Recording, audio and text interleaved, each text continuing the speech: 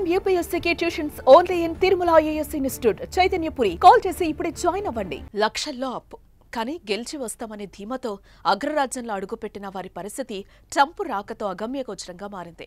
కోటి ఆశలతో దేశం విడిచి అమెరికా వెళ్లిన భారతీయులు ఆ దేశ కొత్త ప్రభుత్వం ఆంక్షలకు ఉక్కిరిబిక్కిరైతున్నారు. మన తెలుగు వారి పరిస్థితి దయనీయంగా మారింది. ట్రంప్ నిర్ణయాలు మన వారి ఆశలు సన్నగిల్లేలా చేస్తున్నాయి. ఉద్యోగం దొరకడం కష్టమైంది. జీవితం భారంగా మారింది. అక్కడ ఉండలేక స్వదేశానికి రాలేక మానసిక క్షోభకు గురవుతున్నారు. ఈ నేపథ్యంలో ఏపీకి చెందిన ఓ యువకుడు బలవన్మరణానికి పాల్పడ్డాడు.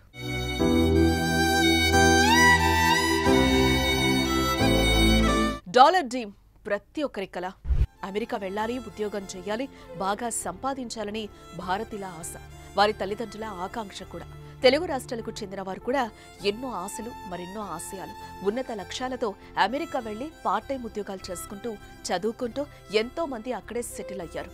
పెళ్లిళ్లు చేసుకుని స్థిరపడ్డారు. అమెరికా అధ్యక్షుడిగా డొనాల్డ్ ట్రంప్ అధికారంలోకి వచ్చిందే మొదలు సంచలనాత్మక నిర్ణయాలు తీసుకుంటున్నారు. ఆయన రాకతో అక్కడున్న భారతీయులకు కష్టాలు మొదలయ్యాయి. మునుపటిలా జీతం లేదు, ఆర్థికంగా చితికిపోతున్నారు.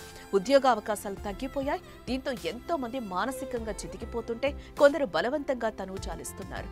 తాజాగా గుంటూరుకు చెందిన గుడివాడ మండలం దొండపాడు గ్రామానికి చెందిన అభిషేక్ చనిపోవడం తీవ్ర విషాదాన్ని నింపింది.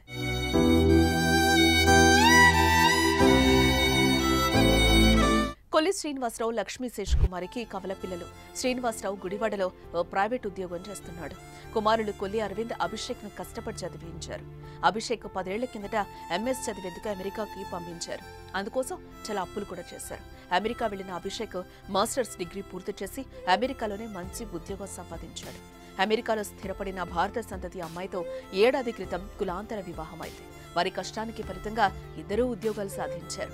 తల్లిదండ్రులకు చేదోడుగా నిలిచారు. వివాహాలు కూడా కావడంతో కుటుంబం అంతా ఆనందంగా ఉన్నారు. అలాగే సోదరుడు అరవింద్ను కూడా తనతో పాటు అమెరికా తీసుకెళ్లి మంచి ఉద్యోగం కల్పించాడు. కానీ ఏం జరిగిందో తెలీదు. అభిషేక్ బలవన్మరణానికి పాల్పడ్డాడు. ఎంతో బాధ్యతగా కలివిడిగా ఉండే అభిషేక్ మరణం అందరినీ విస్మయానికి, బాధకు గురి చేసింది. అభిషేక్ మరణానికి ఆర్థిక ఇబ్బందులే కారణమని తెలుస్తోంది. సరైన ఉద్యోగం లేక 6 నెలలుగా ఆర్థిక ఇబ్బందులతో సతమతమవుతున్నట్టు సమాచారం. ట్రంప్ రాకతో ఉద్యోగ కష్టాలు కూడా పెరగడంతో మరో దారి లేక చనిపోయినట్టు తెలుస్తోంది.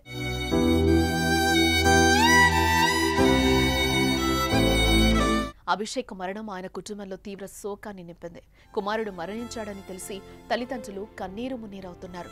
ఎంతో కష్టపడి చదివి ఉద్యోగం సాధించి ఎంతో సంతోషంగా ఉన్నాడనుకున్న కొడుకు చనిపోవడంతో వారు గుండెల విసేలా రోధిస్తున్నారు.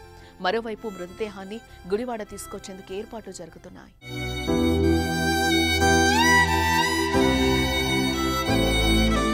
అమెరికాలో అభిషేక్ ఒక్కరే కాదు, చాలా మంది ఇలాంటి గడ్డు పరిస్థితులు ఎదుర్కొంటున్నారు.